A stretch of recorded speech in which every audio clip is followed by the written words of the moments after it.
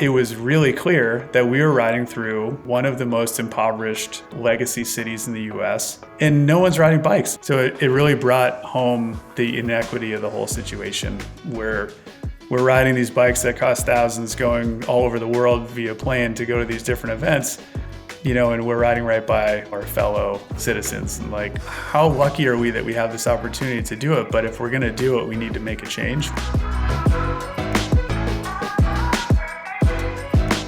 Joining us in the studio today is an American professional racing cyclist who's found success in cyclocross, road racing, and mountain biking, and is one of only 5 male riders in the United States to stand on a UCI Cyclocross World Championships podium.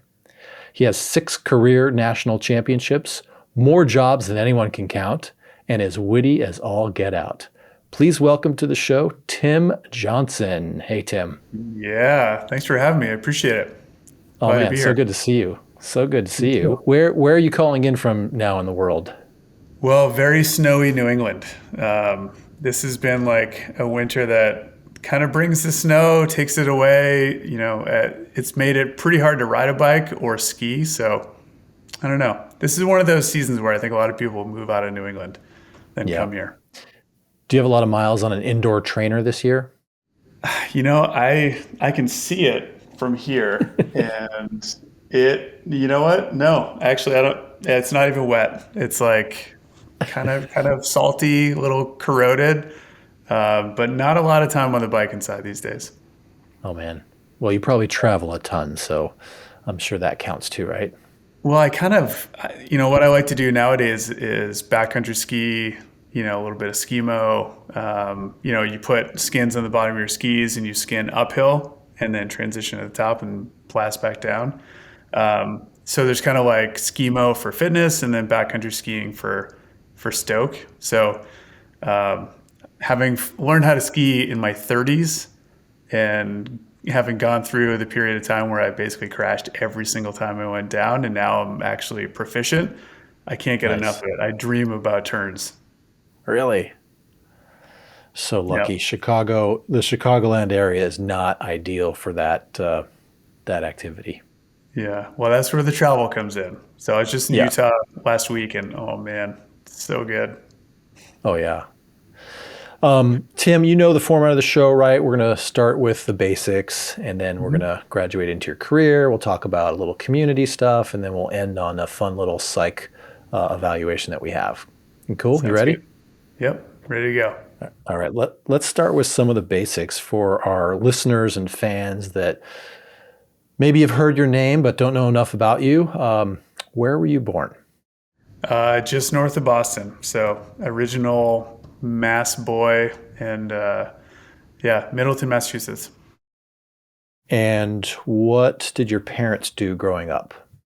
My dad was a lifelong GE guy, so General Electric, a classic Americana job, I'd say, like 35 plus years there.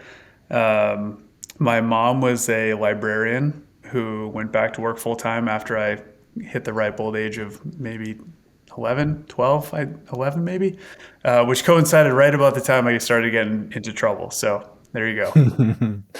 And you have any siblings? You have a brother, right? Older brother, yep, who really never was into cycling. He was always kind of, the last passion I think we shared together was probably remote control cars. And, that was like, I think every kid, in the late 80s, early 90s was into that too. I still am, so I don't know what that says about me, but where is your brother in the world and what does he do? So he's up in New Hampshire these days. He's just kind of hanging out. He spends a lot of time outdoors. We have a lot of overlap, certainly, because we basically grew up very similarly. And I think cycling for me was what brought me to a larger place, got me out of New England, out of the country for the very first time, onto planes. Growing up, we didn't really have a ton of money, so it wasn't like we were world travelers as kids, but I got that bug, and I really haven't looked back since.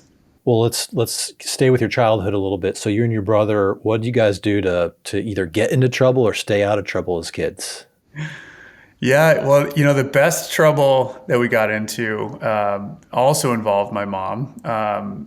The library grounds were downtown Middleton, and after I would get out of elementary school, I'd walk or ride my bike to the library, and we ended up building jumps on the grounds, and we would build Mm. jumps, every day. And I wasn't really big enough to break my BMX bike yet, so I was probably the one who did the most jumps, not the biggest, but it was kind of the thing that like you learned what time of day it was because I was always late. I was always in trouble for getting home too late. You learned about law enforcement because somebody was going to call the cops, and it was usually like a neighbor of the library.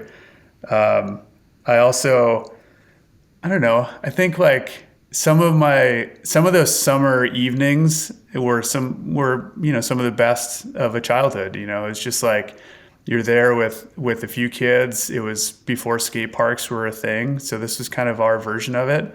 And besides the poor maintenance guy who ran the grounds at the library, who we just terrorized endlessly.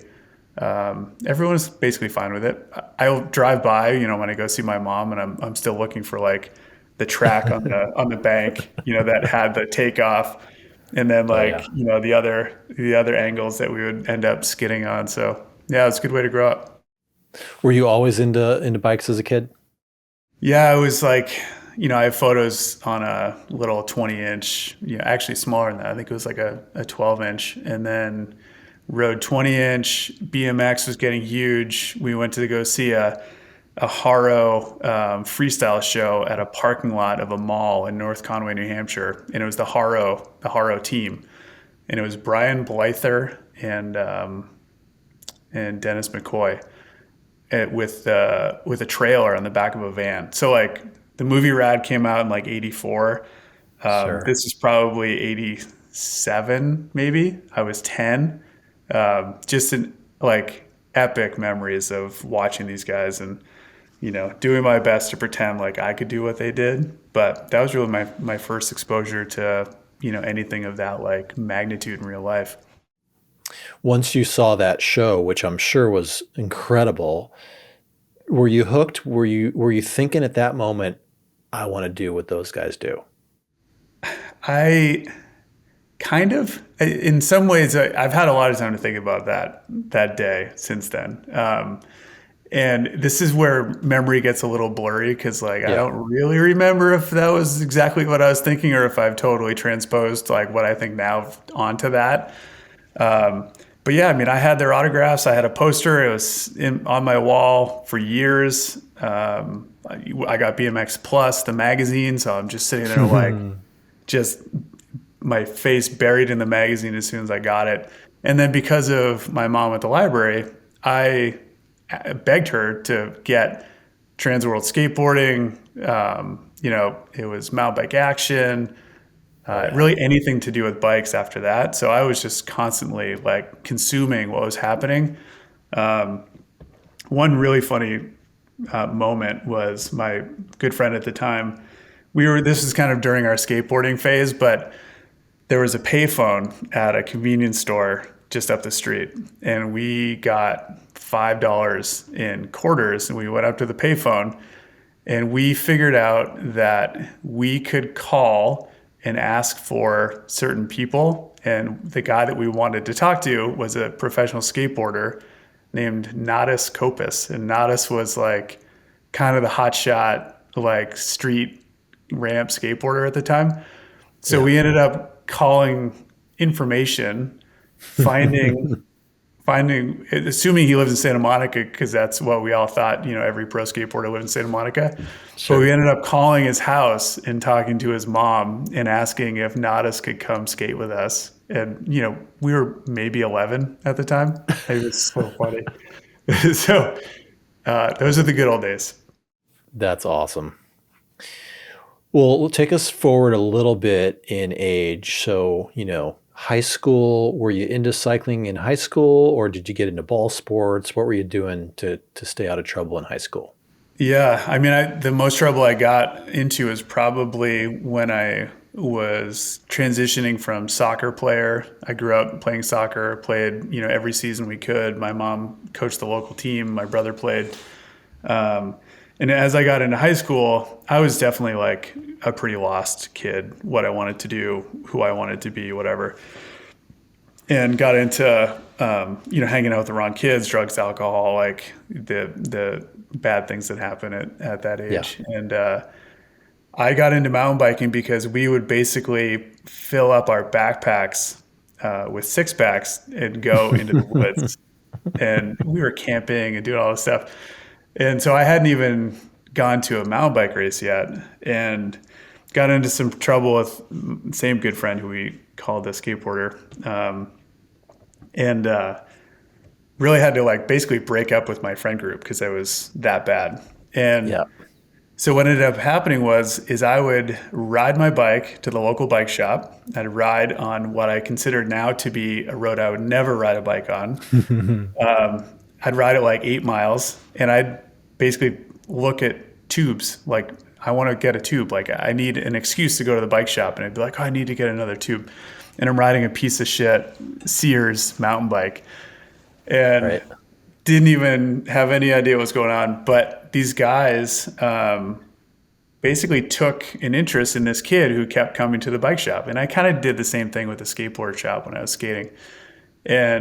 But this was totally different. They invited me to come to a mountain bike race, and that was my first mountain bike race. So that was, I think I was sophomore in high school, and those same guys we're all friends now. There were two brothers, the Mahoney brothers. Their third friend, who is known to everyone in cyclocross because he ended up putting together the Gloucester Grand Prix cyclocross race, Paul Boudreau, Sure. and our fourth friend, Fat Sean. And so we became friends, and I was like 6 years younger than them, 6 or 7, and so we just started, spending time together, and that's how I got to my first 3 years of racing. Was basically hustling. Hey, if my mom drops me off, can you drive me to the race, like that kind of thing. And that was my entrance into mountain biking. That's cool. So as a sophomore, you get super turned on to racing, competitive Mhm. cycling. Did you think that that's what you were destined to do? Did you have a university track in mind? Did you have any idea, or were you just rolling with it? Uh, I was kind of water at that point in high school. I eventually made a new friend group, and what we ended up doing was my like identity at the time was turning into biker Tim, basically. And Mhm. so I would be going away for mountain bike races on the weekends, and I'd come home during the week, and it kind of became the thing that I represented. And so I guess it really helped establish what the world meant to me, because up until that point it really didn't. It could have been anything, because I wasn't really that interested. I wasn't really that engaged. But mountain biking really brought me home. I wasn't really into road yet. I hadn't touched cyclocross yet. But as I kind of got closer to the end of high school, I was racing all the time, and I start to do the national series, the Norbas. I was winning in New England. I'd go to a national race and I'd get top five, and so I eventually qualified for Mountain Bike Worlds my senior year. And so that was my chance to like get on a plane for the first time. I'd never been on a jetliner. I'd never been out of the country, nothing. And so that's really where things like, hit turbo, and I started to go even more. That's amazing. Did you bypass going to university and just went straight into being a pro racer then? Well, I was doing the I'm going to defer program. Yeah. And so I did defer a year, and I actually did go to college. I went to Lindsey Wilson College in Columbia, Kentucky. And if it's not impressing you right now, it's only because it's a very small school. But I got a mountain bike scholarship, and I was brought in to race on the mountain bike team. And at the No time, way. there were only a couple schools that actually had full-on race teams, and instead of having a football team, they had a cycling program. And so there I was driving my little VW GTI down to Kentucky to go mountain bike race. And it was a great program. We had races all around the country. We went to nationals. We had support. We had, really anything we needed to be a successful bike team. And that was a huge bridge for me because it took, what was a pretty average, upper average junior career. I could win races. Certainly I could qualify for worlds, but it wasn't like I was crushing. I wasn't Yeah. a phenom as a junior. And so that gap took me across a really important chasm, which was my year was the first year of the under 23 category. So, I go from the junior category at Cyclocross Nationals in December, like mid December. And a month and a half later, I'm racing the under 23 category at Worlds when I thought I was going to be racing the junior category at Worlds. So like Right. that that grade, we had all of a sudden leap forward. So even though the under 23 was built to be a bridge, at the same time it was like, whoa, I'm racing against Miguel Martinez. Like, this guy was second at Mountain Bike Worlds, a few months before or maybe he won a few months before. I can't remember. But it really helped. Being at Lindsey Yeah. Wilson really helped me kind of understand, okay, I need to do better in school. I need to be able to prioritize my time so I can actually train, but I'm training for a reason and I'm waiting for my body to mature so I can actually get Sure. stronger to handle the training to get better and get faster. I just got to ask, what did you study in school, or what was your degree in other than mountain biking? Well, I wish I could say I got a degree because I Okay. didn't. I didn't Okay. finish. And what was I studying? I was studying. I mean, we could go all kinds of ways right now, but I was I was really I was trying to figure myself out as much as I was trying to figure out curriculum. The story from that year is that I went to nationals. I qualified for cross worlds for the second time, and sorry, for the third time.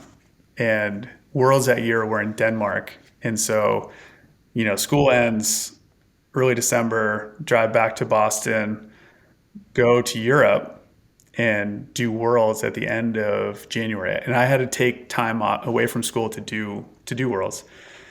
And that World Championships is where I had gone from 56th the first year, 52nd the second year. So two very mediocre results at Worlds as an Yeah. under 23, like as mediocre as you could possibly get, if not bad. And that Worlds, I got 10th. And so I got as far as seventh in the race, and I'm up there and I'm hammering and I'm on a flat bar red line that is like a terrible bike for that course. I mean, all the things I look back on. Yeah. And I get done with that and I go back to school and I'm like, I want to do cyclocross full time. Like this is what I want to do. And so that's kind of what derailed my collegiate career Wow. because I was like, I'm going to go to Europe. That's what I'm going to do. All right, so let's stay there then. So you make the decision to jump in with both feet into cyclocross. You leave school, but you've got to get all the resources, right? You've got to Yep. get sponsors, money, a bike. Like, tell me how that came together. Well, that's where a well-known character to all of us in cyclocross kind of came in because that first trip that I had gone to Europe to race mountain bikes at, Stu Thorne was there, and Stu was there watching Mountain Bike Worlds, and he ran the local shop that I came home to after Worlds was over, and I wasn't going to school if you remember. I was working at REI and like, being an average, 18-year-old kid from New England. And he brought me to my first cyclocross race. And that's when I started to get hooked on that. So fast forward a couple years, he's in Denmark with me. I get 10th. He and his wife Emily are there watching. My dad is there watching. And basically from then on, it was if I want to be able to do this, how can I do this? And so that's when we really started Yeah. to kind of coordinate not just the idea or the intention, but also to get the resources together to be able to do it. So by the next fall, that was the start of the Super Cup, which was the first national series in the US. It was being run by Lyle Fulkerson and our friend Chris Sigmont. They were pulling it together for the first time with Clark Natwick. And I really started to see that, you know what, I can race with older racers. The McCormick brothers were, the superstars at the time. And basically what happened was I was able to race at the front of those races and kind of bring that to the international stage. And so by the end of that following year is when I got third at Worlds in Slovakia in the under Hmm. 23 category. So that was like the next big progression. Yeah. And so then does Stu pull you aside, or do you pull Stu aside and say, "Hey, we've got this, or I've got this vision for this team, and let's get Cannondale on board and let's just go all in," Well, or yeah, I mean, they weren't really in the picture yet. It was, and I wouldn't hazard to call it a grand plan or a scheme like to figure it out. It was more of like there were some really nice people in the industry who I had met throughout my years already, like John Pavlett when I won my first national title. He was working at Voodoo Bikes, and R.I.P. John. He was like, "Hey, I've got budget. You need a bike. You need a cyclocross bike, not a mountain bike. Let's fix this." And yeah, he sends me a cyclocross bike, and I was like, "What? You mean I get a free bike?"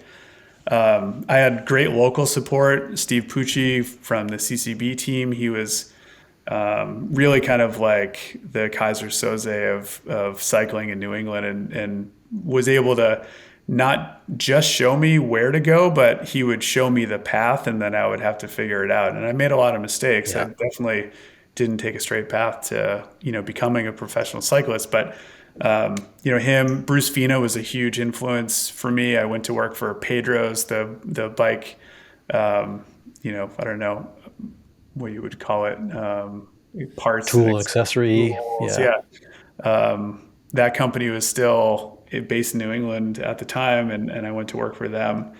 So yeah, like a lot of what I was able to create for opportunity was based on not a grand plan, but really having buy-in from people around me and having people see, hey, there might be something here. If he gets a little bit of support, he might be able to get to the next step. But no one ever handed me or my family a blank check and said, hey, go do this. yeah. Tell me about the origin of the cyclocrossworld.com team, and did it come soon after that? Yeah, so Cross Worlds, it was a volunteer team at USA Cycling at the time. So Bruce was the team manager. He volunteered for it. Stu was the volunteer head mechanic. Steve Elms was another volunteer for that. And basically, like, hey, these riders go overseas. They kick themselves in the head, for a few weekends, and then they go do worlds. Maybe we can make it a little better. And so that was the impetus behind that. When we would get home is when we would say, oh, imagine if, or I Hmm. wonder if we could do it like this or that way. And so I think Stu had just started to create an online company selling cyclocross parts that he would source in Europe and sell to Americans who couldn't get it any other way. And so that Right. was like the business venture of cyclocrossworld.com. And then on my side, I was like, I started racing on the road. I started doing really well. And so I got hired by Saturn to race as a professional road racer, but still had this cyclocross addiction. And so by the time my final year of under 23, no, first year elite, I was racing cyclocross now with the McCormicks after having raced against them as a kid. We're teammates on the Saturn team, and I win elite nationals for the first time on Team Saturn, while Stu is getting his small online retailer off the ground. And cyclocross as a sport is really tiny, but there's also Yeah. zero money in it. So like it was kind of like the tinder was starting to get dry and like, maybe catch fire, but it hadn't quite caught fire yet. When you were riding on the road with Saturn, what frames were they riding? They were Le Mans all 3 years I was on the team. So Okay. they were, yeah, aluminum, I think, titanium. Yeah. And what were some of the most memorable moments or highest levels of success that you saw on that team? Well, really, that first fall of racing cyclocross. So I signed as a stagiaire, which meant I signed at the end of the previous season. My first race with Saturn, unfortunately, was the Arlington BMC race. So they had a $250,000 prize if you won both races or all three races in the series. I don't know if you remember that. Yeah. It was kind of a big deal. And Nicole Reinhardt had won the first two events, and the third event was in Massachusetts. I signed on like a Tuesday, and on Friday I am at the team hotel at the race, basically shaking hands, saying, "Hi, I'm Tim. I don't know what I'm doing here. Can't wait to the race on Saturday." Yeah. But Saturday was the day that during the women's race, she was, a lock to win the sprint. It's the final corner of a really fast descent before a straight line to the finish. And she crashed and died. She hit a tree. Mm. So we never got a chance to race. Our race was postponed. It was Mm. postponed and then it was canceled. And so there I was with what became my cycling family, but really not a family member. Like I was definitely on the outside, but I was crushed because it was the closest any of us had ever come to something so serious. And it definitely shaped the the next couple years of that experience because I had a lot of I had an incredible time with Saturn. I met my wife Lynn at the time. We were like living the dream. Really, we're both pro racers in the same team. Getting a chance to race around the world. She had incredible success internationally. I was just starting to like find my feet in road racing. All the while, dreaming of racing the tour and doing all the things that like come along with like the idea of being a pro racer with cyclocross in the in my pocket basically and in the back of my head. Yeah. Did you really want to race in the Tour de France? Was that your dream? Of course, 100%. I mean, I would stay up. The tour is on ESPN at like 1 a.m. on the East Coast back then. Yeah. It was Yeah. like I would stay up and I listened and I watched all the World Cycling production videos of all the classics. And at that time it was just a couple years into Lance's reign as winning the tour. So yeah, I mean, if anything, the tour fever had gotten me and gotten me really good. Yeah. Did you have any opportunities with Saturn or otherwise to ride in any of those, you know, grand tours or single day races or classics? Yeah, I mean that's where I was going. So we had a mixed schedule of national and international races. Yeah. So we would race for a month or two overseas and come back and go back and forth. And so by the time my third year on the team rolled around, I was doing really well. I was, if I wasn't top 10 in a U.S. stage race, I was pretty close. And the final year of our team, they made some big hires and brought in like Chris Horner and some of these other guys who were winning races. And so I just became a domestique, you know, bar none. It was like I was going to do anything I could to help them win.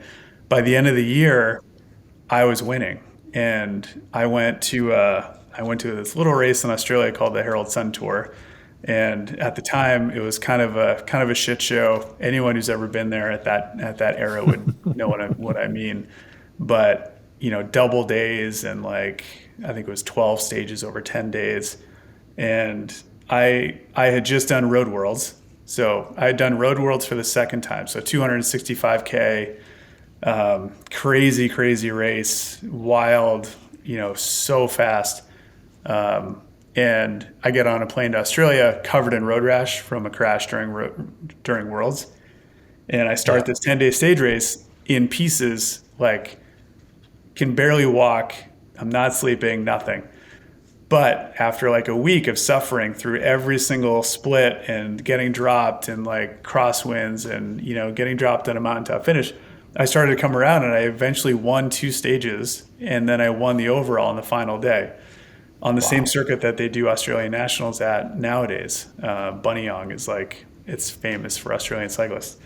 So that was like my ticket. So then I get hired by the Sunday Duval team, which was at that time a first year pro team. I'd never heard of it. I kind of had heard of the guy who started it. But so all of a sudden I'm on a plane to Spain to do a training camp. And there I am now racing Pro Tour, Division One, getting my shot at racing. What year was that? That was 2004. Yeah, it's also like an era in time that the world forgot, and especially I forgot because it's like there's some of the worst times I'd ever had on a bike happened during that year. Some of the worst people I'd ever met in the sport I met that year. So it really like broke my love of cycling. And by the end of 2004, so I had a look at the Giro. We weren't selected for the classics yet because we were still a new team. We had to like kind of earn our way into it. But Yeah. I did a bunch of World Cups. I, did like Torino and, other stage races that like are just blurs in the back of my mind. But I ended up basically almost killing myself because I was so completely overtrained and rode myself into a body bag. And I quit the sport. So I had like '03 was an incredible year. I got better and better and better, progressed the whole year long. I get to Europe, I get worse and worse and worse all the way down until I finally quit and my pro Hmm. cycling career is over. And that's it. Was Mauro Gianetti the general manager at the time Yes. of Yeah. Sony Deval? He started the So team coincidentally, our very first World Tour team was Sony Deval. the next year because we were, 2007. 2 years because we were Shimano Yeah. that year. But I had Yeah. already been, no, the next year, '05 was my first year on SRAM because what ended up happening was I quit the sport. I take 3 months Yeah. off. My coach like begs me to stop riding because I'm just doing myself harm at that point. Yeah. And I go and I start racing with Jittery Joe's, and Jittery Joe's was like That's right. a third division team, Yeah, tiny, with Micah. With with Micah, Micah right? exactly. Yeah. And he gives me a chance. Hey, I know you're in bad shape. I know you're beaten up. I know you don't really like the world right now. But I think that you've got a place on our team. And my good friend Johnny Sunt like helped kind of bring us together. And so I ended up racing on Jittery Joe's that year. And what ended up happening is that I got better and better throughout the entire year because I refound the love of cycling. I wasn't riding 6 hours a day. I was eating again. Yeah. And I was able to actually ride myself off of Jittery Joe's and then now became the co-captain of HealthNet for the next 4 years. And so that like kind of restarted my road career, but it also allowed me to do cyclocross because I realized that no matter what I was doing, I couldn't just be a road racer. I had to do cyclocross also. And was cyclocrossworld.com as a team around at that time? We started it that year, yeah. So Stu had a couple riders wearing cyclocrossworld.com kit and doing a few races. Lynn was racing with them. Walker Ferguson was racing. We had a small program going. What we had on the side was a different team sponsored by Lou Garneau on SRAM, and then we brought those two together at in 2006 when Cannondale came out with the CAD 9, which Yeah. was the 9 balls the year before that kit. Yeah, For those of you listening on your favorite audio podcast, Tim is pointing to one of his awesome victories, a photo over his shoulder, which is pretty rad. yeah, yeah. Back when cyclocross races were muddy is what I like to say. Yeah. Well, tell us then. So, Tim, at some point you stopped racing on the road and you focused exclusively on cyclocross. Tell me about that moment and how long did that sort of phase or chapter in your life last? That was, it wasn't so much of a risk as it was an opportunity, because what I had gotten to realize at that point was the intersection of cycling for passion and cycling for business. And it was, if you don't pay attention to the business side of it, your passion can be cut off from you. You'll realize you can't do it on your own. So the business exposure was, this is how sponsorship works. This is how, marketing exposure will work for a company that's trying to market a product. This is how, who can say, who can represent the brand the way that they want versus who can't. And so kind of like at the very basic level, it gave me, an awareness that I hadn't had before, because I was just a head down racer. So by the time '06 rolled around, I was doing a separate deal in addition to road. And that gave me real insight, because it was, if I do this for you, will you pay me? And the answer at that time was yes. And then, well, how much? And then, if I do this for you, how much will you pay me? And, you know, oh, there are things like, there are bonuses if I do really well. Oh, if I get on a Yeah. magazine cover, I get, X amount. Like, it kind of like exposed the whole business structure behind cycling, really in a much clearer way.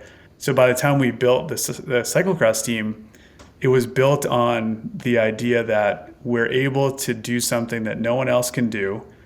We're able to help bring along these brand partners that are trying to get each of their own different, objectives taken care of. And we're doing it in a really tight and concise and clearly understood fashion that wasn't really around then. Mountain biking was kind of fading. It was kind of losing its edge. Cyclocross was really on its way up, and had become a hot property. So I think by that point, we realized that we could do something here in this, but it's going to take a lot of effort. So for a couple years, I did both a full road schedule and a full cyclocross schedule, Wow. while that was starting to pick up some steam. And then by 2010, the end of 2010 is when I got a contract renewal offer from United Healthcare, which was HealthNet. And the team owner calls up and he's like, "Hey, looking forward to 2011. Can't wait to have you back as team captain. It's going to be great. Here's my offer." And I was like, I just don't think it's going to work. Like, I want to pursue cyclocross, and I know I can do better if I'm not going to be on the road all the time, blah, blah, Right. blah. So that's when I really started to focus on cyclocross and make it a real go, and also a business at the same time. And around the same time, Jeremy and I had been teammates on Cyclocross World. He had left to Rafa. I started to get some other opportunities in the men's, cyclocross space. Right. And, it just kind of, what we were able to do was build on this opportunity as rivals. We made the real and intentional decisions to race in the U.S. versus just going to Europe and, racing World Cups where you may not actually make any noise. And so we decided together to really help build U.S. cyclocross, while also pursuing our own individual paths to do it. Yeah. And that's where, like, the really interesting full circle stuff is, like, that's when Bruce Fino was running the USGP and made the bid for Worlds in Louisville in 2013. So we've got these, like, kind of signposts in the future that really we can see better than anyone, and we're like, this is amazing. We're really doing something important here and really doing something cool. And that's where brands like SRAM were really key to that, because we had real trust that this is something that they wanted to support. And it was like, out of all the relationships that I had in cycling that were kind of key at the right times, SRAM was by far the most important, because it gave this validation beyond one bike manufacturer going one direction with one type of bike frame. Right. towards a brand. We were Right. still the redheaded stepchild of Cannondale because they, were still trying to forecast how many cross bikes they could make or wanted to make, and no one ever really knew. And we didn't really know where we fit in the brand. But SRAM to us was all cyclocross, even though at the same time you were all cyclocross, all mountain bike to mountain bikers, and then all Right. road Right. to road riders. It was great. Those are some amazing years, Tim. I'll never forget, the every other week you and Jay Powell would literally trade victories, and you stoked the sport of cyclocross in that sort of 2012, 2013 era bigger than I think bigger than it is today in the United States. Yeah, there's some real there's some real issues with that. I mean, I think on one hand, we were in a point in time that was never going to be replicated. It was just a convergence of these different things that created that moment. Cyclocross, I think, has had some really great opportunities since then, and it's tough because it just hasn't brought that same feeling back to it. But I know that people racing are still hammering just like we were, but it is a little Yeah. different. It's not quite the same. Tim, in your career, any super scary moments, any major injuries, or have you avoided catastrophe altogether? I actually had a couple really bad crashes. I crashed on the road at like 50 something miles an hour when I was still an amateur. Kind of the year I was hoping to really make it. And That must have hurt. I woke up in the hospital, had no idea how I got there, full amnesia. Ooh. I lost like 4 days of my life. I never got it back. That was bad. I just shot a photo of my ankle that I shattered at a race in 2010, really right in the middle of like the heyday of my career. And really, no one remembers this, and I barely remember it too. But I had these pins that were inserted into my ankles to keep them together while I healed, Ooh. and Ooh. that's actually when I learned, oh yeah, you know what, you really do have to train like pretty diligently. You have to actually do the thing off the bike to make it easier to ride your bike after, rather than just like riding your head off and have fun while you're doing it. Yeah. But I had a friend who broke his ankle as a young ski kid just a few months ago, and I was like, hey man, a few months after the shot was the best I had ever ridden. So don't lose it. You'll be fine. You'll bounce back Yeah. in no time. My coach keeps telling me to get in the gym and lift weights and do some other stuff other than swimming, biking, and running, and I struggle with that piece. Yeah, well, those three things are your problem. You shouldn't do those three. Yeah. Not together. It sounds like you're a triathlete, so watch out. Gotta be. Just a wannabe. Just a wannabe. I just string those together just to maintain some level of fitness. Tim, from your cyclocross career, we're gonna fast forward a little bit. Yeah. You've got half a dozen or so national championships on cyclocross. I mean, you've got some incredible accolades and achievements, and congratulations on all those. But let's just fast forward above and beyond those because, Yeah. your head's already No big worries. enough. So we don't need to overinflate that. Let's talk about your transition from racer to cycling industry advocate and, career cycling industry veteran. You've had a lot of really amazing jobs in the bike industry as a result of the foundation you laid as a competitive athlete. Tell us about that transition and what one of the first coolest opportunities was off the bike, but in the cycling industry. Probably the opportunity that I got because of racing was meeting really important people at the right time. And one of those was Richard Freeze for me. I went to work for a tiny little magazine he was putting together in New England in 1996. And it was, a joke of a job, but I loved doing it because I got to like play with photos from bike races and, help set type and do all the things to publish a magazine back then. That was on newsprint or tabloid paper. But throughout all of that, one of the things that I was able to see was that a racer is a racer is a racer unless they really work at being more than that. So you pin a number on, you get a result, and you go home. That's basically how bike racing works at its simplest. But at that point, to do something different was you have your personality kind of shine through, or you tell a different story on top of the bike race that you're doing.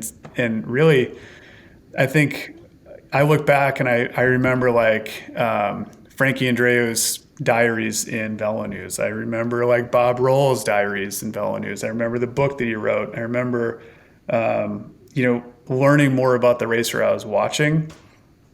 And I think that it allowed me to see that there's a platform that you're standing on if you're doing it right. And Yeah. by the time I had gone through a couple different versions of a pro road career, I was racing cyclocross and winning.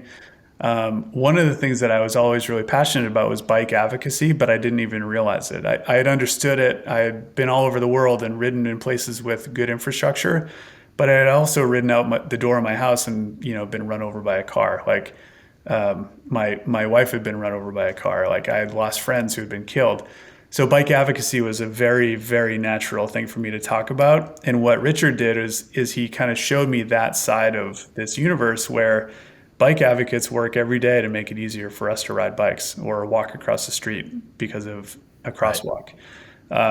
So getting involved in that, the first big thing that we did was the ride on Washington, which we rode from Boston to DC for the National Bike Summit.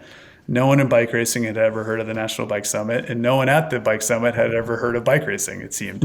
Yeah. And so there was this real gap that was there. And that's when we started to do these rides to raise money for People for Bikes. It was to bring awareness to the competitive cycling community that these people are just like us. They're actually way more important than we are, because bike racing is a pretty big waste of time when you really look at it like that.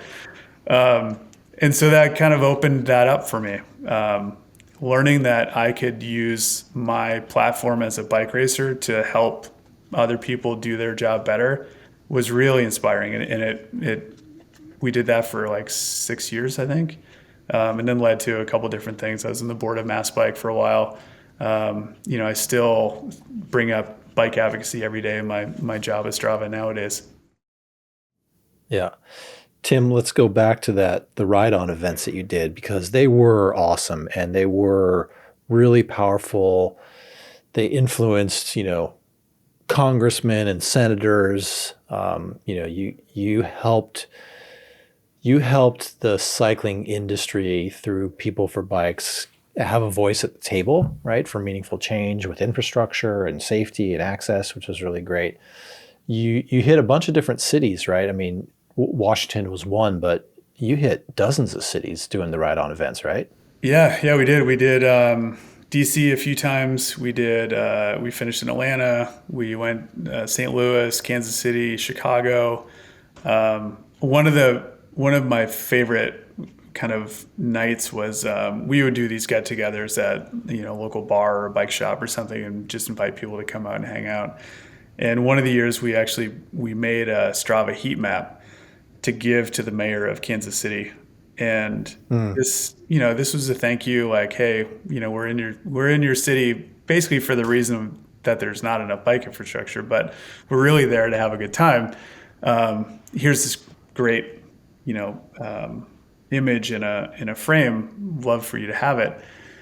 I think about that all the time, because now, years later in the work that I do at Strava, when you see that there's a city, an American Midwest city that is theoretically 360 degrees around, Yeah. there is almost no heat on one edge of the city, which means that no one is riding, on Strava at least, in that part of the city. Those are streets Right. and houses and people and stores and all the rest. I think back to that night all the time, because we also rode through a city like Baltimore, where it was really clear that we were riding through, one of the most impoverished, legacy cities in the U.S. There were boarded up windows. It was just like The Wire, in real life. We're riding as a Yeah. group down the street, and no one's riding bikes. And like, how how lucky are we that we have this opportunity to do it? But if we're going to do it, we need to make a change. We need to help make a change. And so equity in transportation is now, I understand it a lot better. At the time, I really didn't. Why are we able to ride and other people aren't? What are the opportunities that aren't even being offered or even understood that aren't being offered in places like that to people who are Americans just like us? So it really brought home the inequity of the whole situation where we're riding these bikes that cost thousands going all over the world via plane to go to these different events, and we're riding right by, our fellow citizens and like basically speaking a completely different language. Like what's the problem here? And so that kind of idea, it helps to shape anything that you do from then on. But it takes a little while to see it for yourself and like understand it. So I've been really happy to see the industry as a whole turn and pivot more towards the people who aren't riding bikes, trying to figure out how they can help change that. And understanding that the way that our government theoretically works is that the more noise you make in DC, the more noise you make at the mayor's office or, state legislatures, you can actually get change done. And so I've met a whole host of people who are, as important in my life as, the bike racing people who I've mentioned already. It's been an amazing experience. Yeah. Tim, you mentioned Strava a couple times, and clearly you were using Strava as a user way back then. But did you ever think that you'd be actually working full time for Strava? And and tell us a little bit about what you do today for Strava. No, I never thought that I'd be working at Strava. I had been introduced to it early on. It had just started in late 2009. I now know since you get the history of the company when you join.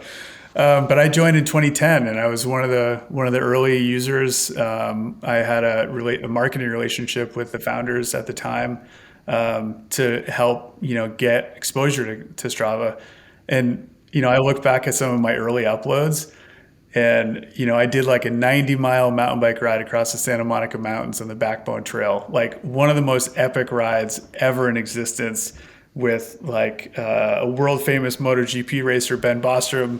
It was done on a dare, and we spent like 14 hours out there riding, getting eaten by mountain lions, and I got 4 kudos.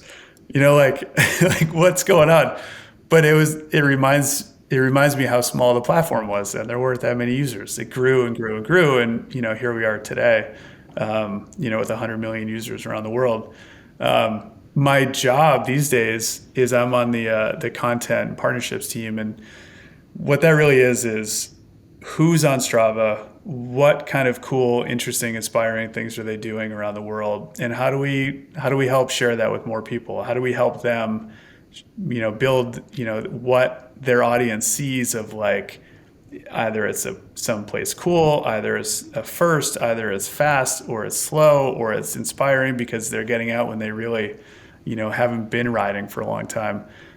So it can be pro athletes, it can be, nobodies, it can be, groups, organizations, clubs. Like there's all kinds of cool stuff happening every day around the world on Strava. And it's hard to like get those stories out. So that's what we're trying to do every day. Right on Chicago. I'll never forget that. It must have been 10 years ago. I brought my son. Do you remember that? I brought my son. He was like, I don't know, 8, 9, 10 years old. And you were so awesome. Just, dropping back from the front, making sure that he, knew how to ride in a group and was protected from the wind. That was one of the most epic memories that I think we had when he was little. It was pretty cool. That's awesome. Yeah, we had so many great visitors on those rides, and for people who don't know, it was a multi-day ride where people who were able to join, had a fundraising minimum. Everyone raised more than that. We had sponsorship pay for all the expenses, and what we would do is to bring awareness to what bike infrastructure needs there are. Originally going to the National Bike Summit, getting together with the people from all around the country to lobby Congress, and have meetings with these lawmakers to try and urge them to recognize that, yeah, you know what, there's a lot of money in cycling as an industry. There's a lot of benefits to people who do ride, whether it's obesity or climate change or economic. When you talk about cities and towns that can look at bikes as a way to get people to a store, all those different conversations are happening. On the bike, however, when it's 100 something miles and you're riding across either something dead flat in the Midwest or downtown Baltimore in a rainstorm, we had one day where we had a tailwind that was probably like 40 miles an hour, and we were going Wow. almost directly from some town in Kansas to another town in, I don't know, Missouri. Oh, and then we did the Katy Trail. The Katy Trail is one of the longest bike paths, gravel bike paths in the country. And I had never heard of it. And as we put together this route, it was, if we go a little bit over, we can get on this dirt path for like 100 miles. Do you guys want to do that? I was like, yeah, Awesome. let's do it. Kevin Wolfson, our navigator who runs Firefly bicycles, he's like, yeah, I think we can do it. We get on that thing. It starts dumping rain. We ride 100 miles and have like caked faces of this dried like dust that they use to seal the bike path. Yeah. Oh my God, the photos from that thing are amazing. We had such a good time. Well, Tim, we are running a little bit out of time, but we do have one last section to power through, which is our psych profile of you, okay? All right. I'm You in. ready for it? Yep. All right. Pancakes or waffles? Pancakes. Coffee or tea? Coffee. Tacos or burritos? Tacos. Spicy or mild? Spicy. Cold weather or hot weather? Cold. Rain or snow? Snow. Mountains or the beach? Mountains. Cities or suburbs? Cities. Cars or trucks? Oof. I don't know. That's a hard one. You could say both. I'll say both. Yeah, both. Pavement or dirt? Dirt. Gloves or gloveless? Gloveless. 100%. Clipped in or flat pedals? Clipped. Low pressure or high pressure in your tires? Low. Fix it yourself or take it to a mechanic? Oof. Stu's going to call me out if I say fix it myself. Mechanic. Yep, take it to a mechanic. And the last question, dogs or cats? Dogs, all the way. My pup is sick right now, so I'm hanging in there. Is he sleeping or she sleeping? Brother, sister. They're 12, and she's got a little pneumonia right now. So keeping an eye on her. Well, Tim Johnson, it has been an absolute pleasure. I want to thank you for joining us, for sharing your story, for getting people motivated and excited to ride, for helping us out on the Capitol to increase access and infrastructure and safety. And thanks for being you. Yeah, you got it. Thanks for having me. Really appreciate it. Yeah, have an awesome day. You too.